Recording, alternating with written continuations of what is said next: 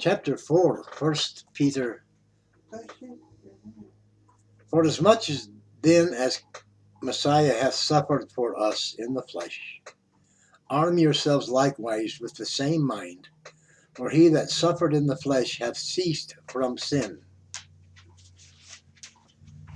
that he no longer should live the rest of his time in the flesh to the lusts of men, but to the will of God. For the time past of our life may suffice us to have wrought the will of the Gentiles when we walked in lasciviousness, lusts, excess of wine, revellings, banquetings, and abominable idolatries, wherein they think it strange that ye run not with them to the same excess of riot, speaking evil of you. Who shall give account to him that is ready to judge the quick and the dead? For this cause was the gospel preached also to them that are dead, that they might be judged according to men in the flesh, but live according to God in the Spirit. But the end of all things is at hand. Be ye therefore sober and watch unto prayer. And above all things have fervent charity among yourselves, for charity shall cover the multitude of sins. Use hospitality one to another without grudging. As every man hath received the gift, even so minister the same one to another, as good stewards of the manifold grace of God. If any man speak, let him speak as the oracles of God. If any man minister, let him do it as of the ability which God giveth, that God in all things may be glorified through Jesus Christ, to whom be praise and dominion for ever and ever. Amen. Beloved, think it not strange concerning the fiery trial, which is to try you as though some strange thing happened unto you. But rejoice, inasmuch as ye are partakers of Messiah's sufferings, that when his glory shall be revealed, ye may be glad also with exceeding joy.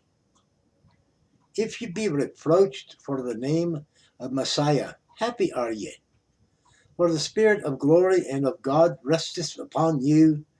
On their part he is evil spoken of, but on your part he is glorified. But let none of you suffer as murderer, or as a thief, or as an evildoer, or as a busybody in other men's matters. Yet if any man suffer as a Christian, let him not be ashamed, but let him glorify God on his behalf. For the time is come that judgment must begin at the house of God. And if it first begin at us, what shall the end be of them that obey not the gospel of God?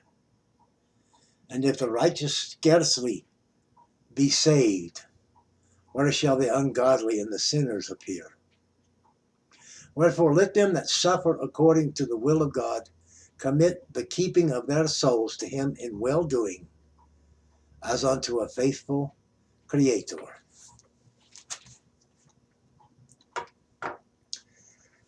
That concludes chapter 4 of 1 Peter. Thank you for viewing. Like, share, comment, subscribe. Welcome to the tribe. I hope you understand what you hear. I don't have no fancy picture show or no fancy banners and stuff. Maybe someday I'm going to study into it. Maybe make it a little more attractive or whatever. But we're just here to share what's been shared for a long time. And it's just a little chat about the Word. And then I hope to put some other books out as well that concern the Word. Like the Book of Enoch spoken about in here, or Enoch was spoken about, and he wrote a book, or there are a series of writings called the Book of Enoch. I'm looking forward to doing that later on. And then there's a book called the Book of Jasher, the upright record, which goes hand in hand with a lot of the earlier parts of the Old Testament.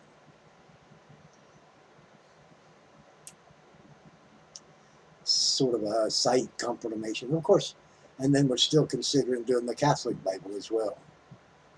Waiting on comments from anybody concerning that.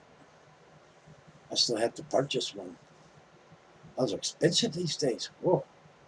Nevertheless,